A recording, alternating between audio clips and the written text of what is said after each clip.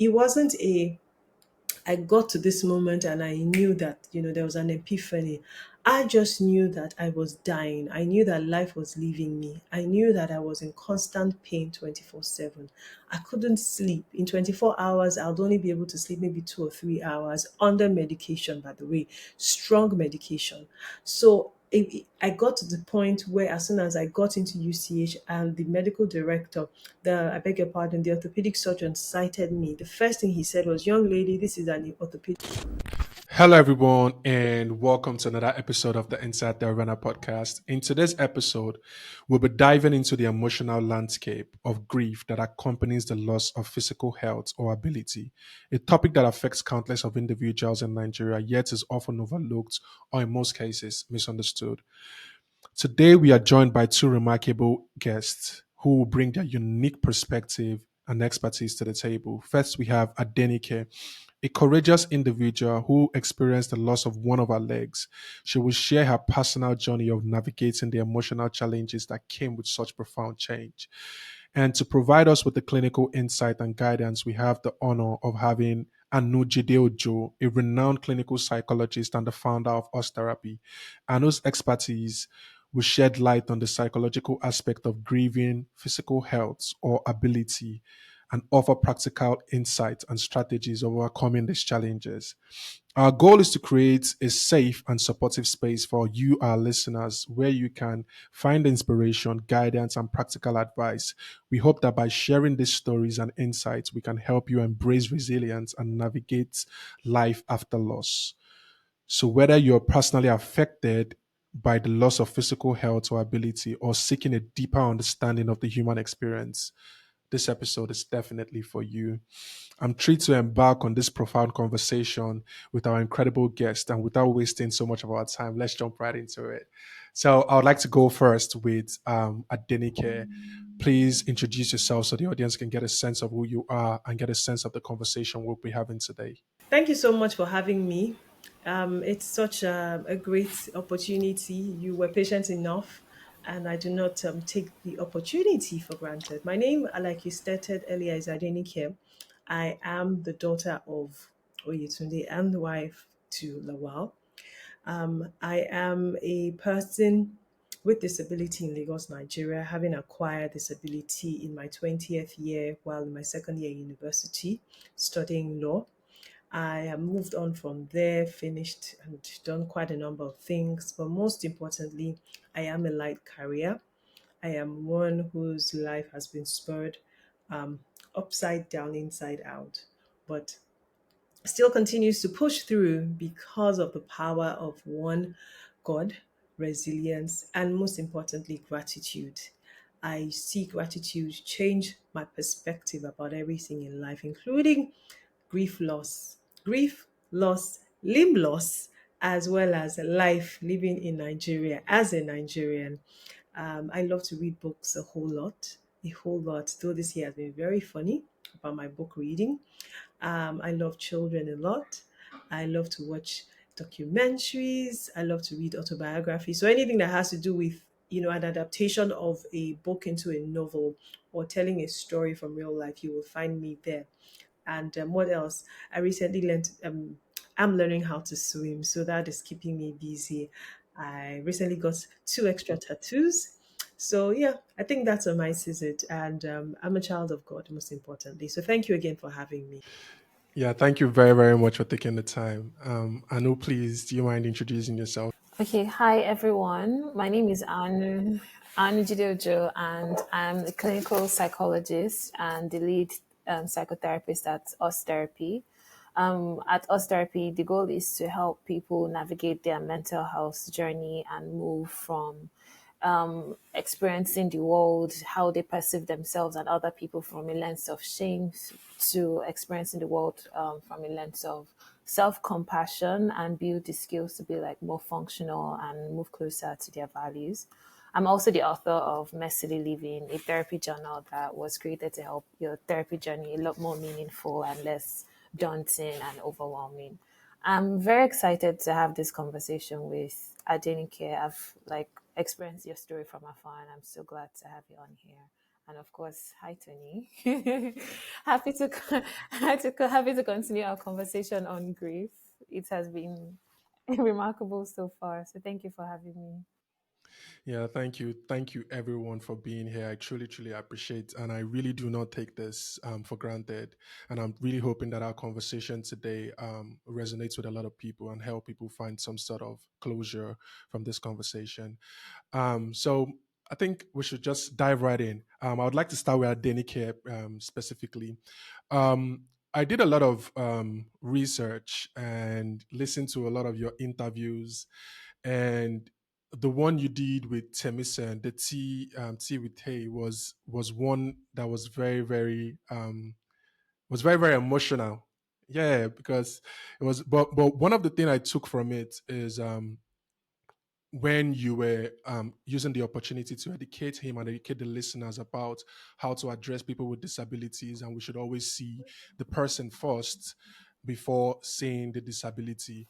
I think that was very very profound. That's something I'm still learning myself, and I think it's something we all need to learn as a society. And with that in mind, my first question is, I would like you to share your story before this became your reality. Who were you? What were your hopes? What were your aspirations? And who was Adenike before she turned 20? This picture is in my study. This picture was taken, I think, in my first or second year university. And almost all my friends that we went to school together, majority of them that we were close, you know, have me to thank for quite a number of the pictures that he took in their undergrad. And that just surmises who he was, or who it is that I was back then and I still am. I didn't know and I couldn't encapsulate it in words that I was the seize the moment, live in the moment, be present, freeze time person. Up until, in hindsight, I started to look at my life and I say, oh, this is who I've always been. I 37, and for almost every year, for several years, I've always had a photo shoot.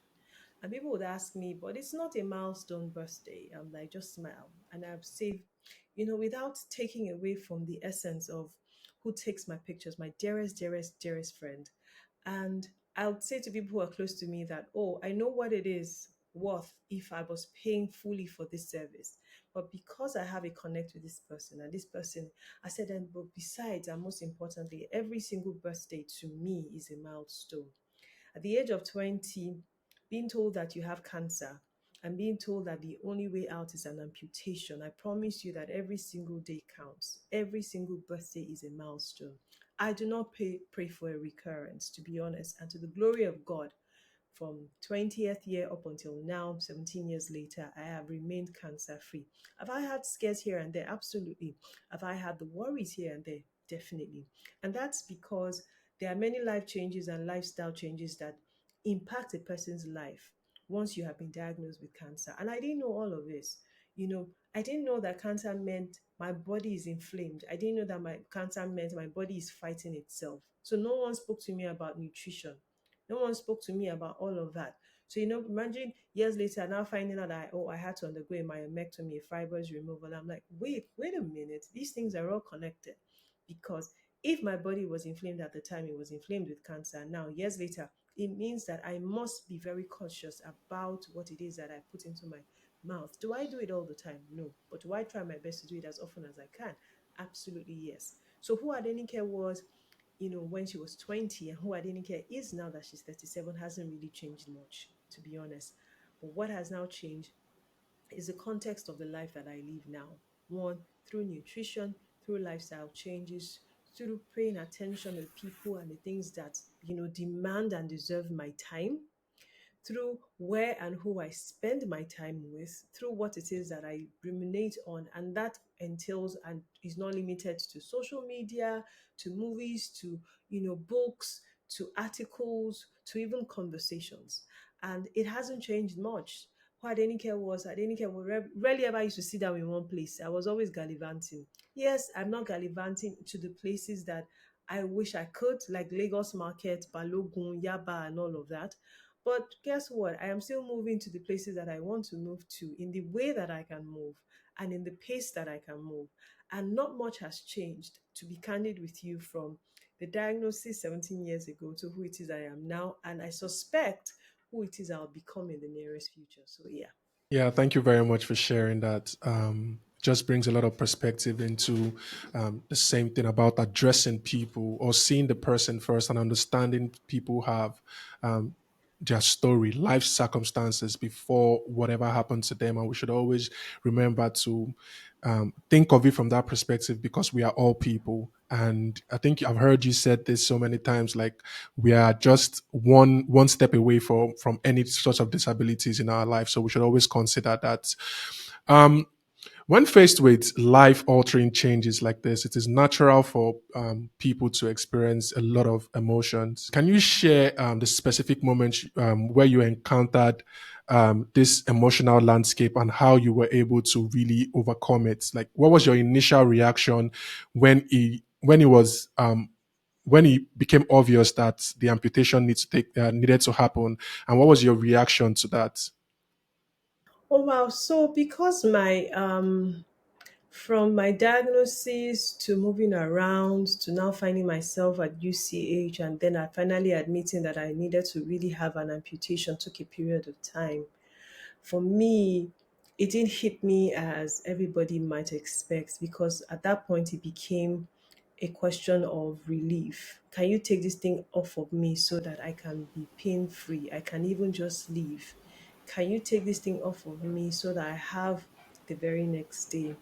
At that point, I don't know where I got the power, the gumption from, but I was very certain that I wasn't going to die. So even if I had had that leg attached to me for months, even following my first diagnosis, I knew that all that would be lost would be the limb and not my life.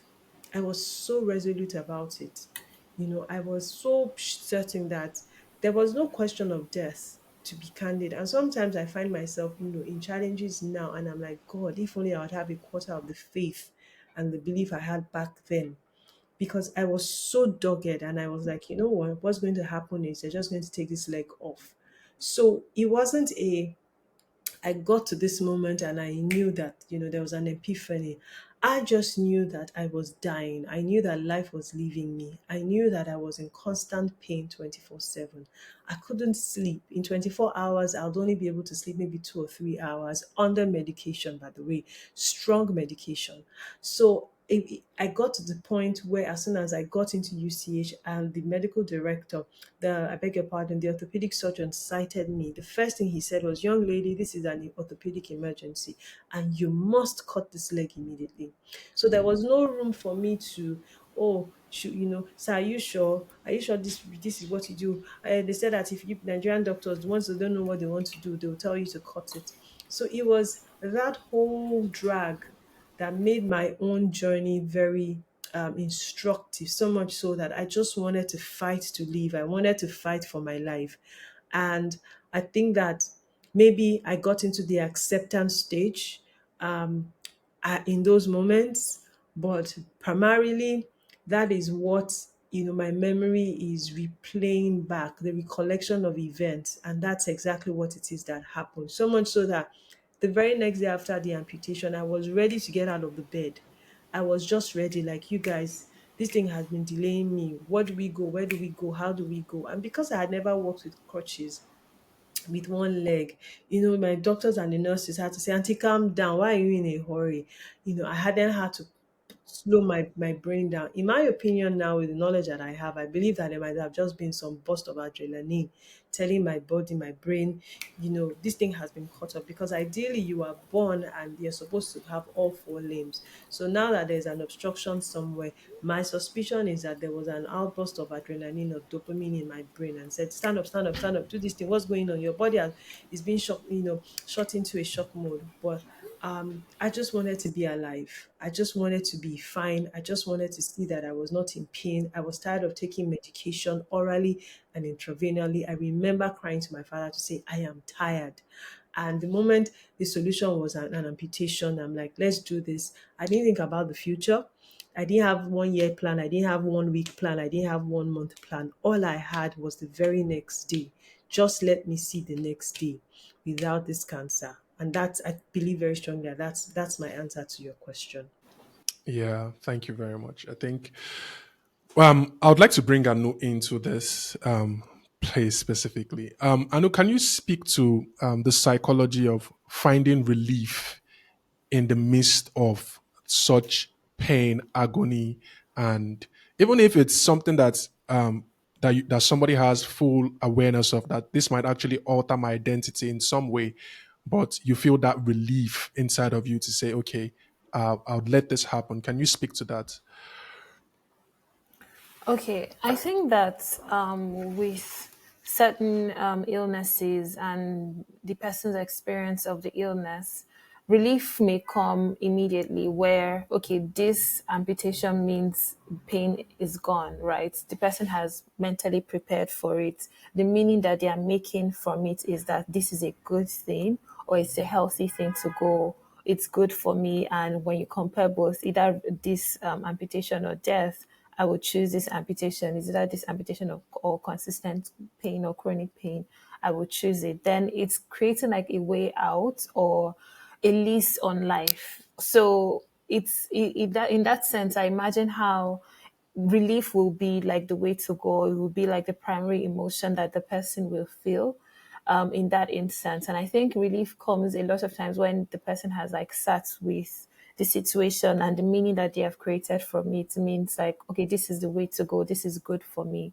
And they've made meaning from it. It's not like, oh, something is being taken away, or even if there is the aspect of something being taken away, it's like what is being left behind is still good enough compared to a situation where it's just like you were on your way out and then you went into an accident and it's like we need to cut your your foot now, or you need to do this now, and it's like you've not come to terms with it. It's like there's no sitting down, there's no processing, and in that moment I don't think that relief might be the immediate way to go, even if you're in excruciating pain. So it depends on like the situation that the person is experiencing. But I imagine like when you've had a moment to make meaning out of this situation, then relief may be one of the takeaways that you would have because you have processed it and like it's I don't know if I'll phrase it as a gift, but it feels like a gift in that moment. Yeah.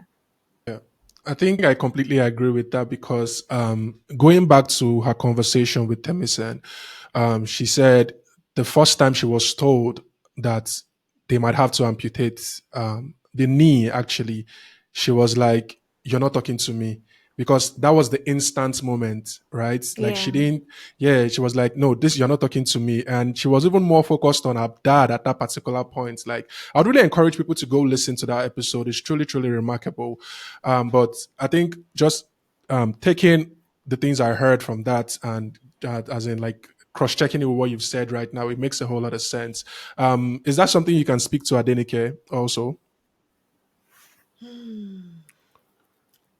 Listening to her say that it's a gift kind of makes me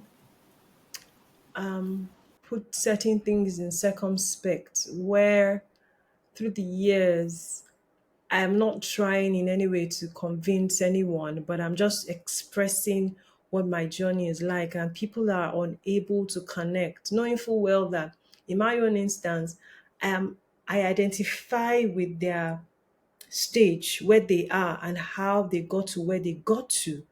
But on the other hand, they struggle with the reality that you mean this did not happen to you. You mean you did not react this way. And it just might be a gift to be candid with you because, again, you see that when you engage with several levels of people across different social strata or economic strata, you see that this is commonplace. And that's not saying I haven't met people like myself. I have even met people with a higher frequency. And I'm like, wait, you are clearly not human. You are either superhuman, or for people who believe in God, you definitely are an angel. You're an angel having a human experience. I see it now as truly, truly, it's a gift, and it just makes me feel very special. Like, okay, at the end of today, my gratitude journal, I'm going to say, oh wow, God, I never knew that this thing that you gave me is the gift to navigate through challenges. Because I'll be candid with you, when I recount even present challenges to people, my one of my friends' first response was, "How are you still living? How are you still alive?" And I'm like, "Hey, is that bad?" So yeah, I think I really do have a gift, and thank you, Anu, for point that really hit me. I'm like, thank you very much for pointing it out. Um, Processing many things, differs from person to person. And again, I believe as individuals, we are a culmination of everything that we have experienced, who we are, the environment we live in, the kind of people that we associate with. At the point when this journey started, by the way, I'm an only child. I didn't have a sibling where I could have said, oh, my brother or my sister or my cousin who was living with us is a born pessimist. um I'm optimistic by nature, but life is, trying to draw out pessimism from me every now and then. But I'm optimistic by nature, and I see that my father also carries that measure of optimism. However, my mom is pessimistic, and when this journey happened, the very first person who was optimistic was my mom. I couldn't believe it. She was the first one that said, "Look, you guys, if they're saying this and it's going to preserve her life, how about we listen to them?" So again, I believe very strongly that no matter what it is that you have experienced or you are experiencing and who you are with, I believe very strongly that the environment that you grew up in, the environment you're currently staying in, and the people that you surround yourself with play a huge role in how you process the grief, the loss. Because had you told me it was going to be a tiny finger, this small one, I'd have taken 3 months to think about it. And there I was. From the very first time they told me I had to amputate, time had passed. To the very next time I was told, young lady, you have to take it out. I did not haggle because life had passed through me and I was seeing myself die. And I was able, through all of those weeks and months, to process that. Alaye, if you don't cut this thing, no. Ah, only God knows where it will lead to. So, yes, I agree with you. The gifting, as well as the people and the environment that I was surrounded with, made the processing of the loss, I don't want to say easier, because down the line, what happened to me is that I think maybe 8, 9 years later, the reality started to dawn on me that, okay, of a truth, you have one leg. It didn't. I wasn't denied of anything. I'll be candid with you. I'm not going to sit here and say, oh, I have been vehemently denied of stuff because I have one leg. But have I been limited in terms of access? Absolutely. Fully bodied people don't even have full access to many things across the world. How much more people who live with different forms of disability, and in my own case, a physical disability where everybody sees it. So yeah, don't let me talk too much because I can talk. Yeah, well, you're welcome to, actually. You're really welcome to. That's Yeah. what this space is for. Um, you said something previously that maybe it was the adrenaline, maybe it was the dopamine in your system just immediately after the surgery that was just pushing you to get up, and do other things. And you also spoke about like a couple of weeks after that. When you started to realize that, okay, this is your reality and things like that. So I want you to, like, is there specific moments that you can describe where you actually realize like the true impact of losing your leg and the identity, the sense of identity that you now had? Hmm. Do I have a moment? None comes to mind at the moment as I speak with you, I'll be honest. But do I have pockets of those reality checks? I do. And what do I mean by that? I mean, say for instance, I meet children. Children are very perceptive, children are very expressive, children are wondrous humans. And I'm standing and there's a child beside me, especially when I stop to wear my prosthetic limb, who is on the floor trying to look up to see where is her remaining leg. In those moments, it hits me again that this is an anomaly. This is not what they are used to. This is not what they are being taught. This is not what we expose them to directly, indirectly, consciously or subconsciously. And I think it's in those moments that that reality of, hey, you have one leg. Say, for instance, I think the day I left the hospital, or the day after, I actually found myself in the car driving. I'm like, I was so ecstatic, like, you guys, I need to drive, because I started to drive when I was 16 and this happened when I was 20. And say for a fender bender I had, that was it. So I believe that those experiences made me realize that, hey, Alaye, though you have one leg, there are still a few things you'll be able to do. Nobody was able to strip away driving from me. I still drive very well, by the way. Um, I It took me a while before I started to make an attempt to learn how to swim until I resumed again actively this year. And I can swim.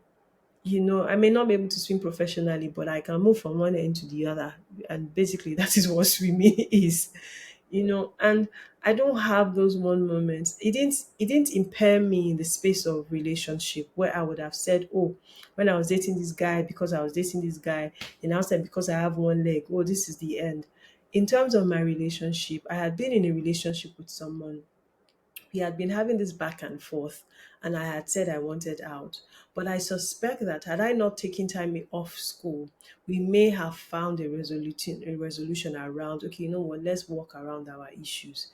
Say for that, when I got back to school from the whole post cancer everything, in under a week I was back into a new relationship with a person I had never met or never known before I lost my leg. And though that relationship didn't last so long, what it did to my mind is it really made me see that, look, you are still attractive, you are desirable, anyone can desire you. And those things affected me. I will be candid with you because through the years I've sat down and I asked myself that, imagine nobody dated me then. Would it have affected me? I do not know. These are some of the moments where you never can say what could have happened until it really happened.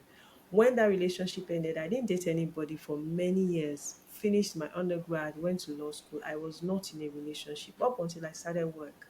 And there was a casualty with the relationship and blah blah blah, and that was it. So I don't feel like th- I had that one moment where, my God, one leg, what will my life be? And also, don't forget that because I know a lot of people have started to introduced me to people who were living this life. I did not know anybody who was living that life. So the only person I reached out to who I knew that was living with a form of disability was Cobams Asukwa. And though Cobams is visual, I just put a call to him to say, how is your life living, as a person with disability in Nigeria? And he was very candid and honest.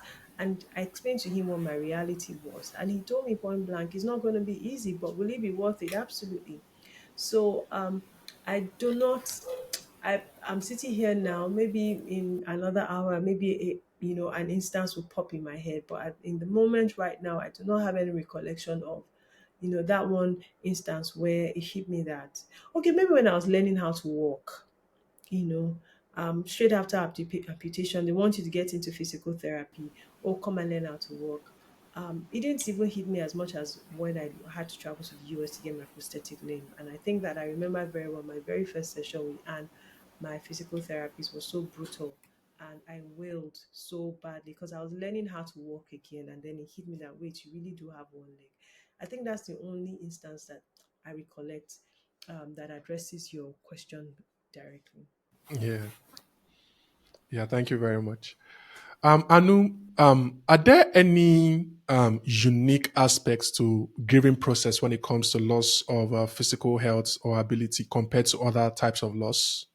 Um, I think that when it comes to like processing grief, there's always the template of like dabda, but how it shows up with processing illness or loss of limb is unique. For one, when you are in denial, it will show up as like rejecting pain, rejecting the symptoms, rejecting the diagnosis, staying away from your loved ones, not disclosing.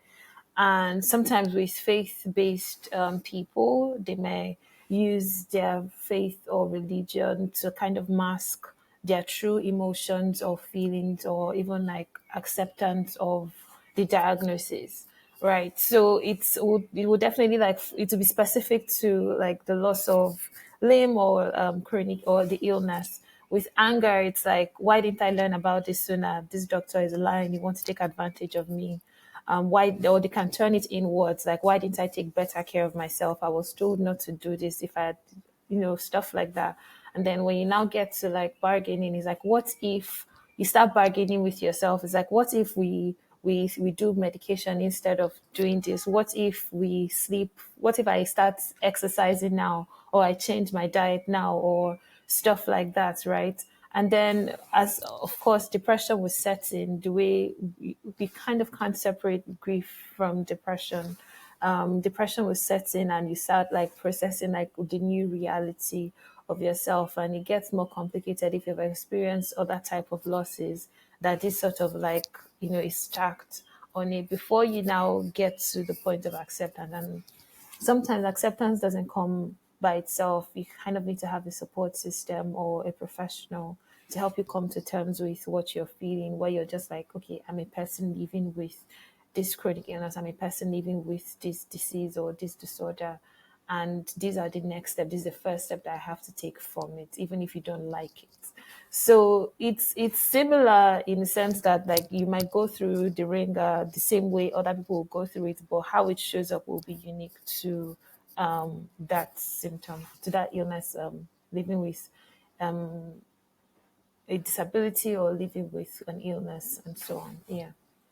And as a clinical psychologist, what coping strategies do you recommend for someone who's grieving the loss of physical health or ability? Are there any particular therapeutic approaches or support system that has proven to be effective for individuals who are navigating this type of grief?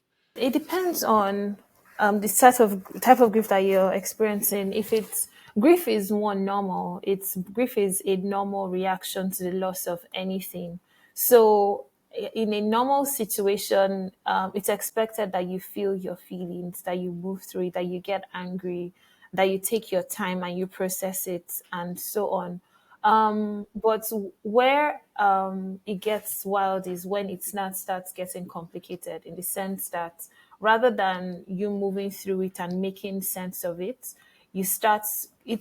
I listened to a YouTube episode this morning where the person compared grief to like a wound, where in processing grief, normally you just sort of like salve it, you clean it up. It's painful, but you're just like taking care of it. And it's just like, oh, this is annoying. This is painful, but this is what I have to do today. But when it gets complicated, it's like rather than you taking care of it, you're like punching it or ignoring it, and it gets infected. So in a situation like that, I would say like grief is a normal reaction to things, and you don't really fix grief. You just like move forward with grief. But when it gets complicated, is when you're like invalidating your feelings. It's like, what does it mean that this loss of limb, that I'm disaffected by losing my limb, I'm a strong person, or it is my fault that I experienced this. If I didn't go out that day, if I didn't get into that accident, if I didn't do this, if I didn't do that, and you start turning against yourself, and you're not on your side while moving through this very difficult, challenging situation. So in that moment, I would say one gets professional support. And professional supports can look like group therapy. It can look like finding people that are experiencing the same thing that you're experiencing, because sometimes when you're experiencing this sort of complicated grief, you expect your family to know what you're feeling, to know what to do, because they are the ones that know you. But the fact that they know you, it doesn't mean that they know the unique realities of what you are living with. And sometimes that may mean that they are not as equipped to help you. It might mean that they want to stay away because they feel like you need space. Meanwhile, that will make you feel disconnected or lonely. Meanwhile, you need connection. And sometimes it may mean that they are smothering you. Meanwhile, you need space to actually process what you're feeling and actually hear your voice, right? So it's very unique. So sometimes finding a group that would help you, that would want to validate your feelings, that would help you say like, this is annoying, this is complicated, this is, and just feel your feelings without bypassing it, is a good start. And then two, it helps to like reframe your experience, and reframing the experience means that when you're downplaying the day-to-day aspects, when you're zooming in, you're downplaying the positives, when you're catastrophizing, when you're doing all of that, when you're looking at like the either or, I'm either someone with like a complete sense of abilities with nothing wrong with me, or I am damaged. That is a very polarized way of thinking. Sometimes it helps to restructure what restructure your thought process, and that's where like cognitive behavioral therapy may come in, and so on. And generally finding support means like building your resilience to the day-to-day things. Adenike talked about how when she meets a child, it is a unique experience to that child altogether. And I feel like in a situation like that, you are re-experiencing how different you are. And it may not be as wild as it was like 17 years ago or 10 years ago, but it's still showing that there's a gap between an imagined ideal self and the real self that you are feeling. And sometimes it takes a bit of resilience to accept that real self again and say, like, yes, today my real self looks this way, but my real self is also helping me swim, and I can drive, and I can walk, and I can read a book, and I can do all of these marvelous functional things. And I thank my body for the capacity to do all of these things. And sometimes the real self might just be like, yeah, it sucks that I am living with this reality, and that is okay, but you're not harming yourself and you're not dysfunctional. Both sides of the equation, they are both healthy, because you don't have to be positive every day, but you also don't have to turn against yourself every day. So, like, those are the things that I would recommend. Like, validate your experience, find community, actually communicate to your family and your friends what you need. You might need space, but it doesn't mean space doesn't have to mean disconnection or isolation. You might need community, but community doesn't have to be like you smoothing yourself and so on. So yeah, that's kind of where I'll pause. Thank you very much. That was very, very insightful. And the question I have for you, just as to hear from your own perspective, is as you ventured through your healing process, did you discover any unconventional coping strategies, right? That is not by the book, quote unquote. As a person living with this type of personal experience, sometimes we find this unconventional way of coping. So, were there any unconventional coping strategies that you were even surprised at its effectiveness that you can walk us through and tell us about? I think that whilst I was in the hospital, I did keep a journal, and I think that helped me, especially in circumspect of releasing my first book about that whole journey. Um, I didn't engage in any vices. I Yeah, I took God seriously. I had this neighbor who would always visit in the morning and evenings until I went to the hospital.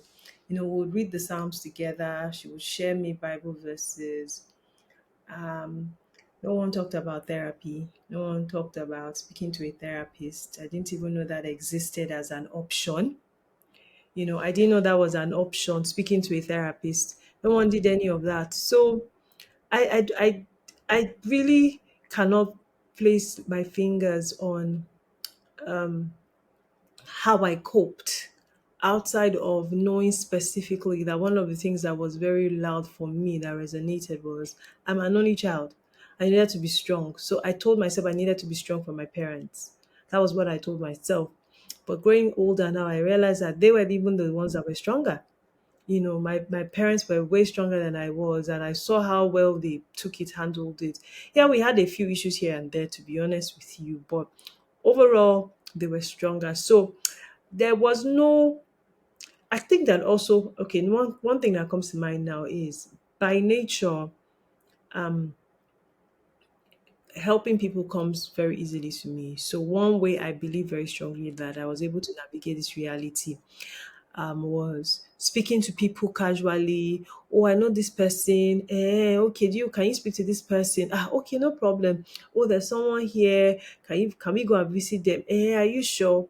So I believe that lending a helping hand, literally paying it forward, was really a tool and still is a tool that has helped me navigate this reality, because now I'm able to even assess different permutations through the different experiences of others. Never once did I know what it meant to be visually impaired or have low vision or have or be low, low hearing, or be be an albino or be a dwarf.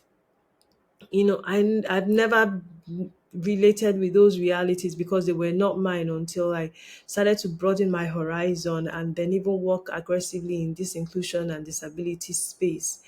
And I think very strongly that that's what has been able to help me navigate this reality. Does it get to me often? And maybe not as often as it used to, because there's something called phantom pains where your brain tells your body that, oops, that the leg is still there, the leg is still there. So I want to scratch, I want to itch, I want to in those moments I'm like, Kai, if I had my two legs now, I won't be dealing with this reality. But outside of that, nothing. Nothing. I took God seriously. I dedicated my time and resources into God, God, God. I was in all the Bible classes. I was active in church. So yeah, I think that yeah, those are the things that helped me. Yeah, awesome. Anu said something earlier on about the role of family and loved ones when people are grieving, right? Sometimes it's like, since one would think they know you best, so they should know how to properly tend to you in those moments, right? But it's almost like the opposite, because they are not experiencing the same thing you're experiencing, and they've not been through that situation. So she talked about the importance of finding community of people who are going through that similar experience. But coming back to the family aspect, right? How can family and friends, how can they, help someone in this process? And what are some of the things that they should avoid saying or doing when somebody is going through this process of grieving from the loss of physical ability or health? So I think that one of the first places to start from is it was nothing you did. Because we live in Africa, there's a lot of So powerful. cultural mystic connotation when things that are unexplainable happen. And cancer is a phenomena. We don't know what caused it. We just know that certain cells in your body have started to grow abnormally. So it means that somebody is doing you. You have offended somebody. You wore somebody's shoes. Somebody put something on it. So the first place I would advise families to start from is to know that it had nothing to do with you. Now, secondly, is please keep a family history. Now, this is a very dicey point in the light of faith. And what do I mean? The Christian folks, we believe that generational illnesses cannot be repetitive by virtue of salvation, the blood of Jesus, and all of that. But we've now found out that those things do not have an impact if your lifestyle changes do not align with that reality. So, case in point, somebody's grandmother dies fighting cancer. It skips the person's mom. The person now has cancer, right? The person has cancer and maybe dies. Now, it is clear that there have been two generations of cancerous experiences. So, what ideally should happen, and don't forget, the type of cancer would even determine if it's more that is one that is predisposed to the female or not. If it's breast cancer, it means that for every female in that family, they must take their breast cancer screenings. They must very seriously. Now, the average Christian folk believes that no, it can't happen. Faith of blood of Jesus, kinikon. Cancer feeds off of certain things. It's inflammation. If you are the sugar person, there are several factors that add to it. If you do not make these lifestyle adjustments, the cancer will reoccur in another generation. So the second thing for me is family history. Please be very, very mindful of family history. Go and start to ask stories. Your uncle died, your father's uncle father died, his brother died. How? Was it pancreatic cancer? Was it colon? For me, in my own instance, the presupposition is that my maternal grandmother might have died from maybe anal or colorectal cancer. But because they did not have diagnosis, and what it means now is my uncle who lived in the US is the one that has now used his expertise and exposure to knowledge and science. And people, what they have now said is, it feels like your mom might have died from so and so. So it means that for me now, I need to be very careful in terms of lifestyle adjustment. There are certain things that people will take flippantly that I cannot. Number one is my yearly screenings. You must go and check your breast as a woman yearly. You must check your colons. You must check your uterus. You must check these things yearly. And it goes to say for the other. So family history. The third one is possibly, I touched on it, lifestyle adjustments. God is not a magician. Miracle and magic are two different things. You know, um, you can't be, our bodies are really literally the temple of God. And with nutrition, it also plays out that way. Commercialization, capitalism, and all of those theatrics, even government policies, many of it do not necessarily want to nourish our bodies. Which is why every day we wake up, we see something else. It's not good. Very soon, it's only air and water we'll be drinking. Even the water you drink, there are different types of water. The first time I traveled and I was sitting for my meal and they said, "Oh, do you want water?" They started saying, "Do you want sparkling? Do you want alkaline? Do you want like kilo shele? Give me water." That's when you now find out that there are different types of water. you know nutrition cannot be overemphasized. You cannot be obese. You cannot have an obese child. You can't have a child today and think that your luxury or your affluence is how you bombard your child's lunchbox with biscuits, sweets, everything. No, we need to take a hold of our lives, and that's from nutrition, what we nourish our bodies with, because it's what you nourish your bodies with that will give you a higher fighting chance. It doesn't mean that you will do all of this and somebody unfortunately will not still have cancer, because I know someone that did table to um, farm to table and still died fighting cancer. Guess what? There are many factors that add to it. So remember, you didn't do anything. Keep family history, lifestyle adjustments, and to be honest, what Anu said, community, a lump it of community, faith, and all of those are the factors that add and will just help you in on this journey. Does it make you feel scared sometimes? Yes, I'm going to be honest with you. For women, for instance, when our getting to our monthly menstrual cycle, we our body is pesky. So imagine you just hit your body somewhere and just, yay, God, I hope it's not breast cancer. I'm being as honest as I possibly can. So much so that every time I've had to do a breast screening, I hold my breath until they're done screening. And what I had started to do, which I'm sure will never happen again after this year, is I rarely ever will tell the doctors that, oh, I lost my limb to cancer. So it's after they have checked, there's nothing wrong. I say, okay, great. Why? Oh, I lost my limb to cancer. Ideally, you're supposed to inform them of that so they know what to look out for if they are checking your screenings. So, and I say this as somebody who is always loud about it on social media. I've been making noise, shouting about even fibroids, PCOS, PCOD, insulin resistance. These are conversations, reproductive health conversations, holistically, that we do not know. Many of us don't even visit a gynecologist until you either find out you are pregnant or you have not seen your period. And those things are wrong. These things are things that we need to correct. And it goes to say for men as well, which is why things like HPV are vaccines that, intentional parents must start to give their children once they hit certain stages. You don't wait till your child is 18, whether female or male, to start to expose them to all of these things. And I believe very strongly that with some of these things and a lot of other things that people say, and God is the one that gives you inspiration. It says there's a spirit in man, inspiration comes from God Almighty.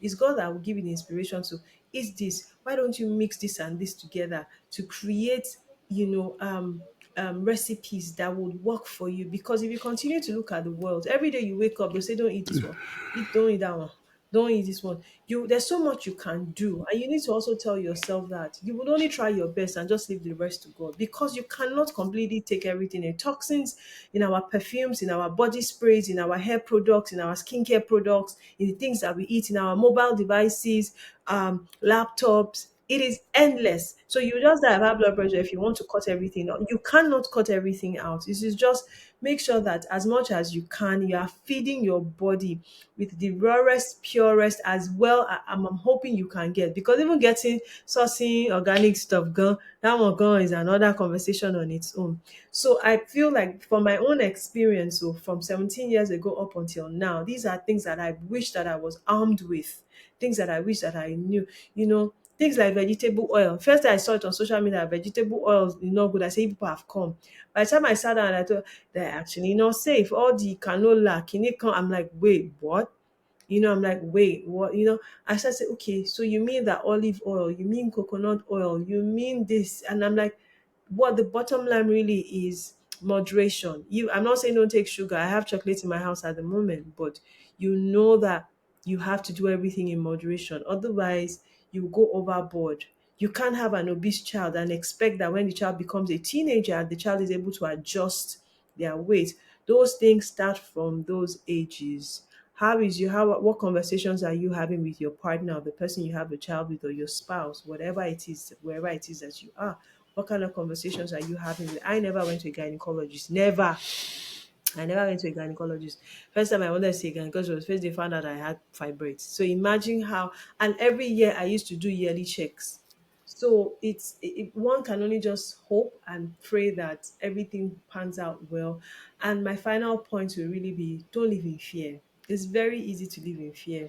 You cannot afford to live in fear, because once you live in fear, it increases your stress level, it increases many, many chemicals in your body that I do not know. And that has such a diverse impact on you. It affects your sleep. If you can live in a place outside of Lagos, please do, so that you'll not be waking up at 4 a.m. and getting back at 11. Honestly speaking, you're laughing, because these things affect us. I am not even messing. When I started to pay attention to the pimple I was having, was when the woman broke down the extent of what trafficking and stress does to our whole bodies, Mm-hmm. inclusive of our health. Yeah. And finally, please make sure you pay attention to your gut. In fact, majority of the what happens in your body externally starts from your gut. What do you feed your gut? Make sure you pay rapt attention to what it is you feed your body overall. So yeah, that's with these few points of mine. Yeah, thank you very much. I really, really appreciate that. I want to piggyback on some of the things you said. Firstly, you talked about no one told you about therapy. That wasn't something you knew about at all. And you also said something about visiting the gynecologist, about no one told you about that too. And that's something you've started doing. Um, you know, some individuals might be hesitant to seek professional help or support, right?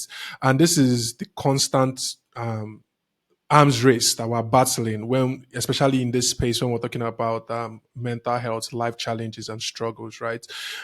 People don't see the importance of it. Like our culture and how we've been raised, that's not been something that has been um, said to us or taught to us. We thank God for the newer generation and how they are open about these issues.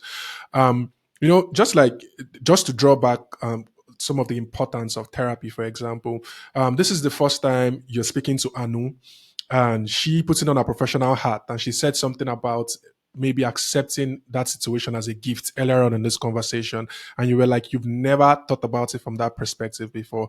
And this is the importance of therapy. This is the importance of seeking professional help, of helping us to understand exactly where we are, make sense of the situation so we can move forward in a positive way.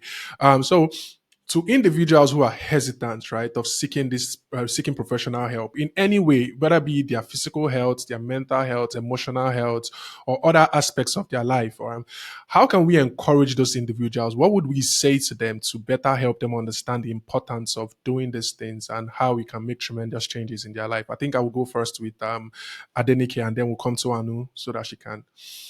I think that for me, I'm a realist, and I like to put realistic scenarios. I don't know if you know Kiki Palmer. So Kiki Palmer we grew up watching her, Aquila and the Spelling Bee and all of that, and then she's had a son and she has a boyfriend, and then she went to watch Usher in Las Vegas a few days ago. Why the story hit me is because on my social media I've been saying, you guys, I need to go and watch Usher. I need to watch Usher. And she wore a see-through outfit. And apparently her boyfriend was displeased about it and decided to go on Twitter to address it, right? And I think he went haywire. People started to drag him, blah blah blah, and now they're saying that both of them are unfollowed each other. I don't know how true it is. I cite this example because my friend was just telling me that blah blah blah blah blah, and I told her, I said, when you are in a genuine relationship with someone is when you will know how far you can be stretched. I said, I'm just 3 years in marriage by December. And I'm like, when people ask me how married life has been, I always say revelatory. It has been revelatory to myself, it has been revelatory to my partner, it has been revelatory to both of us together. There are things that I have said and I have done that never in my life would I have thought, oh wow, that was you, and vice versa. And I told her that, look, we have a cancel culture, and sometimes we don't even know how bad it is, because I wonder how somebody in Fagba in Lagos is telling Kiki Palmer on social media that she should leave her boyfriend because he corrected her on social media. And without a doubt, again, for me, that's an example of how much all of us need therapy, because therapy is not until you have a mental breakdown. It's just to live a better quality of life, basically. And until I sat in front of a therapist, I didn't know how much I don't want to say trauma because it's a word that everybody likes to toss around, but I didn't know how much help that I needed. And for me, it's like driving a car. You will need to service your car. You will need to take out the oil filter, sometimes the fuel filter, so that the car moves smoother, faster, and seamlessly. And I think that for me, that is what therapy does. It oils you and gives your car better performance and functioning. Therapy is not connotative of having issues because we always see it when there's a like an emotional breakdown on social media and everybody goes, I should go for therapy, she should go for therapy. There was also a young man who trended, I think a day or two ago, that said if everybody he's ever dated in the time past should please forgive him. That he has now done therapy and he sees that he was toxic. That is what therapy does. Therapy is like Michael Jackson's Man in the Mirror. Sits you in front of the mirror and shows you exactly who it is that you are. And except you are unwilling, to becoming a better person, you you will never understand the implication of what it is. It was through therapy that I realized that I needed to throw away my superwoman cloak. I needed to throw it away. I needed to stop being everything to everyone and nothing to myself. It was through therapy that I needed to understand that I wasn't extending as much grace to the person I was with as I expected that I should receive in return. It was through therapy that I'm able to now understand that with the disability discourse and this life journey now, when you reach out to me, oh, I saw somebody, I'm able to tell you categorically, oh, where I am now mentally, I do not believe I can be productive to this person. And I'm so sorry that you're reaching me at such a time. I will not be able to take on this project. Before, even when I couldn't take up the project, I wasn't vocal enough to productively tell you that this thing you are saying, the way this thing is burning in your heart, the understanding of passion and purpose and God that I know is this assignment is yours and not primarily mine. These are the things that therapy has helped me to do. And I have a friend who's a therapist who we both have um, indirect and informal sessions every now and then. And I see that it gives me a better quality of life, first for myself. I'm that person that believes that nobody changes for anyone. You will have to change first for yourself before you can change for someone else. And in our home, when we pray, for instance, we say something, let me be a better person first for myself. If I'm not a better person for myself, I can't give. There's something in law. I can't give what I don't have. And because I don't have it for myself first, I can't expend it to the person I'm with. And I see it play out almost all the time. So I'm very certain that from experience, I've been able to tell you that therapy, without a doubt, is one of the best decisions you can ever make. There's a connotation about being expensive on the outside, but as with food, you can buy food from the roadside, you can buy food from restaurants, and there are different types of restaurants. You can buy food from the very, very bougie places. I believe very strongly that that is how therapy also is. If you start from the roadside therapy and you're lucky to have a person who knows what it is that they are doing, they start you off on a journey. You see the impact that it's having on your life, and guess what? You make sure that you provide resources to aspire to get into another person who can give you the better quality of what you think you deserve. There are people who charge in naira, there are people who charge in dollars. My auntie pays for therapy in pounds. She lives in Nigeria, and I know how much she has spent in the last 1 year. You do not want to know what it is she has had to spend. But guess what has happened? She's living a better quality of life for herself as well as for her partner in her marriage and well as her children. So therapy is not for sick people. Therapy is only to oil the engine of your car so that you can get the optimal performance of what your car can do. Thank you. I don't know what you want me to add to that, but like I agree. I love it. I love it. I love hearing how it has impacted you and all the scenarios that you shared. And yes, yes. So what she said, basically, let's run with that. I heard what she said, and I agree with it. So I think something we should emphasize on is self acceptance and self compassion, because I think most of the things you said, talking about how therapy has made you realize that you can't give what you don't have, and you are important, you are valid, even if you want to take care of other people's needs. You should also come first. I think it's the same thing with people. Not people would say, why should I go to therapy, for example? Now is the fact that as much as we have a relationship with ourselves, so many of us go through life without being compassionate to ourselves, right? It's like somebody might say you are going, the work you are doing is too much, and you'll be like, no, don't worry, I know myself, or whatever, like it's not too much for me, right? People don't understand that self-compassion is like, we, our loved ones, we're able to show love, care, and attention to them better than we have for ourselves. So maybe I know you should speak to the importance of self-acceptance and self-compassion, and how it plays a role in even helping when somebody's going through grieving from this type of loss of a physical ability or health, and how that can help them better navigate that process, basically. I always define compassion as noticing pain and responding with kindness. And I think that a lot of times we struggle with self compassion because the template that we've given ourselves is we have a structure of responding to flaws with punishments rather than consequences. We have a structure of seeing that, oh, I did something wrong. I was imperfect here. Therefore, I must punish myself here. And if you're going to like trace that back, we are going to see how you misplaced your book, Five Strokes of the Cane. You did this, you didn't do your assignment, Orodorapata. You're the last person on you scored, you carried last, so to speak. And they're like pointing you out and so on. So we've grown up in a culture of labeling, of name calling, and not necessarily a culture of problem solving, of collaboration, of checking in to see, hey, what was it that happened here? Why were you struggling with math? We just assume that some people are good at math and some people are not good at math because some people are serious and some people are not serious. Or something as little as at home, a glass is broken and it's like, you're so careless, you always run up and down, da da da da, rather than what were you looking for? How can I help you? Were you hurt? Are you okay? I noticed that like this is a third glass that you have broken. How can we make this space safer for you? How can you be a bit more careful? It hurts my feelings when you break these plates. Can we do these things differently?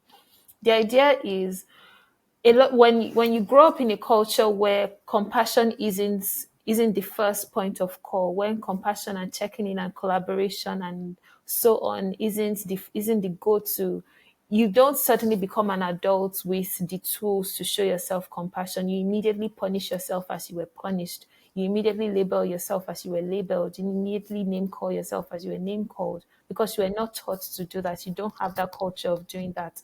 So when I speak to clients, when we start doing like self-compassion work, they struggle with doing that, not because they don't see the impact of showing themselves compassion, but because they see it as letting themselves off the hook. They see like, am I spoiling myself? Does that mean that I am going to be indisciplined and I will still be stuck here? And it's like, no, it just means that you're taking not necessarily the easier way to go, but a softer way to go to get to the goals that you want. Because if you're going to keep labeling yourself, you're still going to label yourself as the unserious one, as the weak one, and the soft one, and so on, and still be stuck at where you are. Same with acceptance. Acceptance just means like you're noticing the situation and you're accepting it, like, this is what is happening here. You're not trying to what if, maybe, coulda, shoulda, woulda. You're just like, this is the reality of what I'm experiencing. What do I need to do next? But because like acceptance cannot be done without compassion, we move through situations by disconnecting. We move through situations by disengaging, by avoiding the situation, because like accepting the situation may mean accepting the role that you played in it. Sometimes accepting the situation may mean accepting like the new story that you have to tell about yourself. Accepting the situation may mean that you're a step away from the ideal you that you imagine yourself to be. You're accepting like a self that is not, as close to your fantasy self as you would have liked.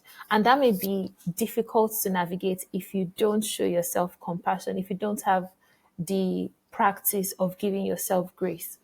So to start with, when you're doing self-compassion work, like you said, it's easier to show other people compassion than it is to show yourself compassion, because you're outside their body. You can empathize with them. You can sit with them, and you're not sitting through all the traumas and the stories that they are telling themselves. It's very easy to give them grace. So imagine that your friend were in that situation, your friend did all the things that you did, your friend is feeling all the pain that you're feeling, what do you want your friend to know in that regard? What do you want your friend to realize in that regard? I didn't care earlier said that the first thing that your family needs to tell you is that it's not your fault. And that's such a strong thing to remember, because like that denial, that anger, everything may be turned inwards and you start attacking yourself. So if it's very easy for you to tell your friend that it is not your fault, how can you build that practice of telling yourself that? How can you call yourself your friend?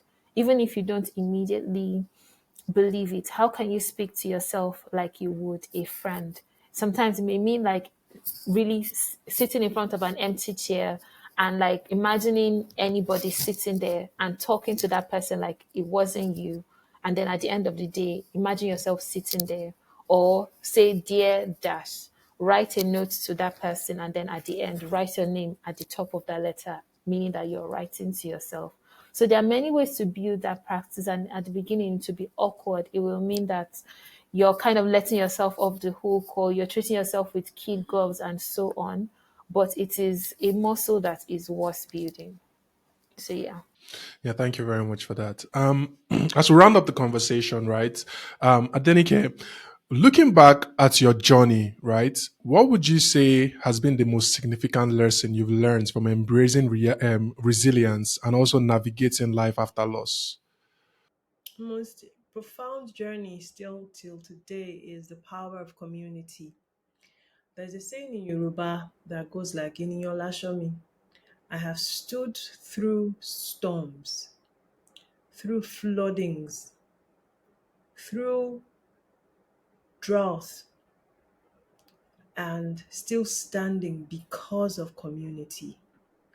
I am community, and for that reason, I enjoy community. I'm one of the most loyal persons you would ever encounter in your life, and I say that without any glitch or pride. It's such a tool that the Holy Spirit has empowered me with.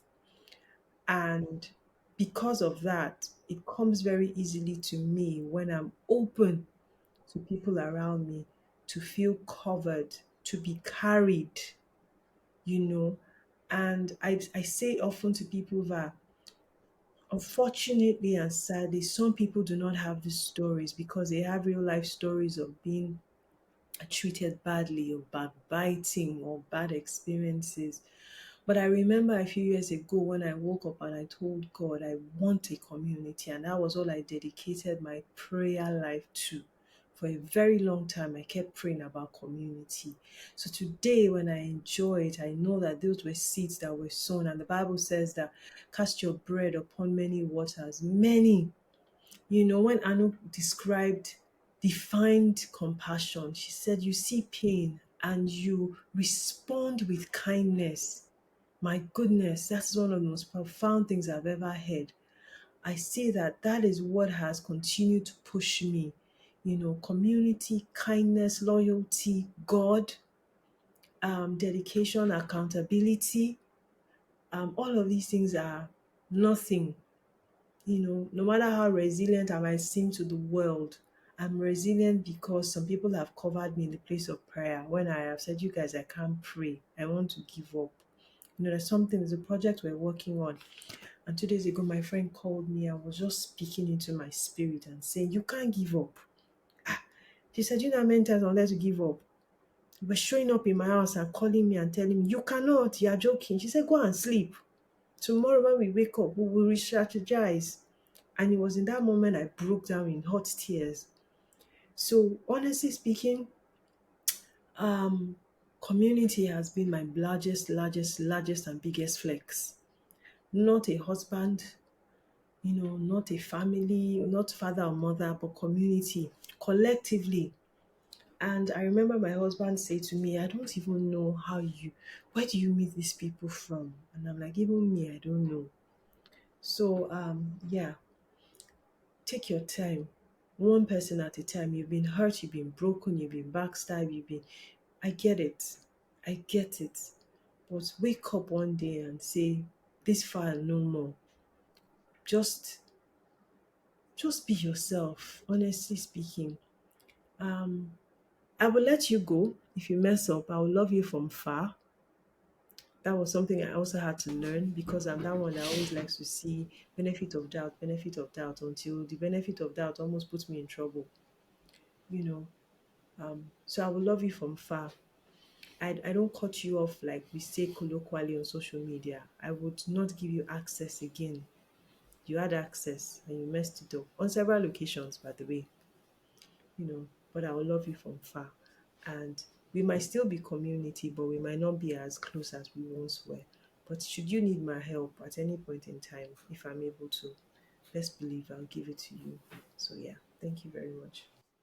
So before we round up, where can listeners actually find information, resources, or supports on this particular topic? Um, if they want more, like when it comes to, I know you have I know you have a foundation at Adenike.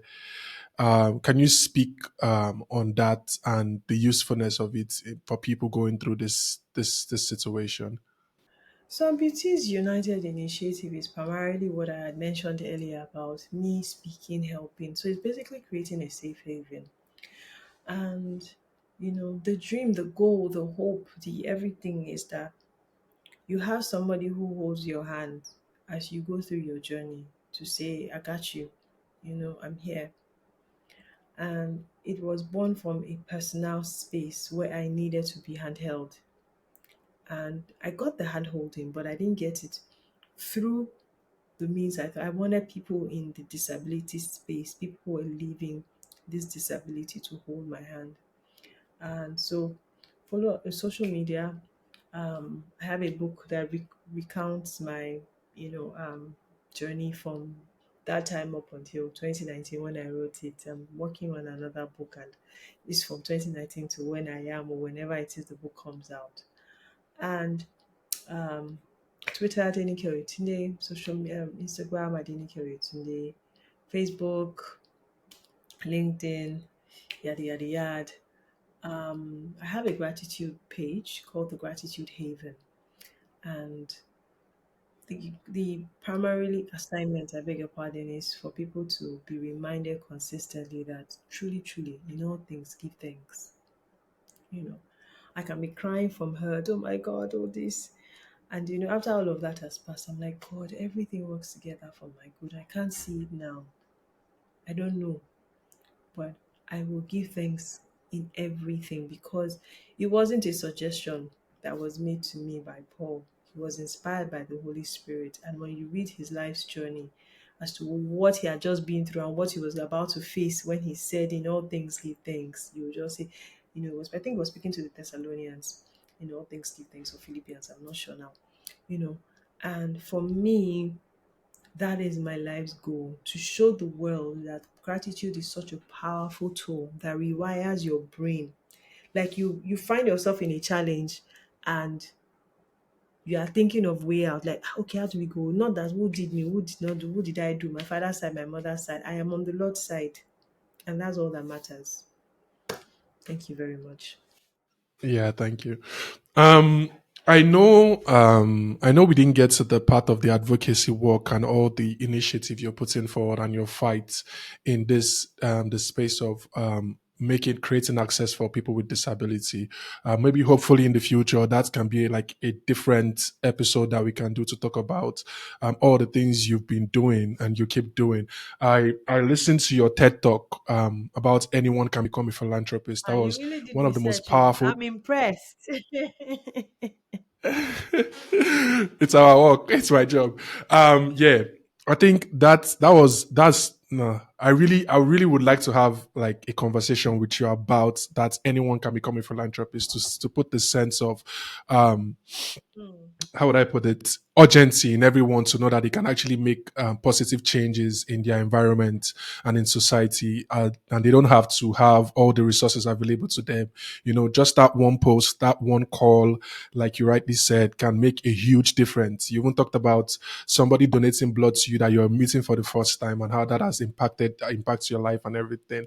Um, so moving forward, Anu also, please, before we round up, can you please maybe share some information how people can reach out to you and people who need your assistance, and where can people find you on social media, because you put out amazing content to every day, almost every day actually, that are very, very helpful to people. So how can people actually reach you?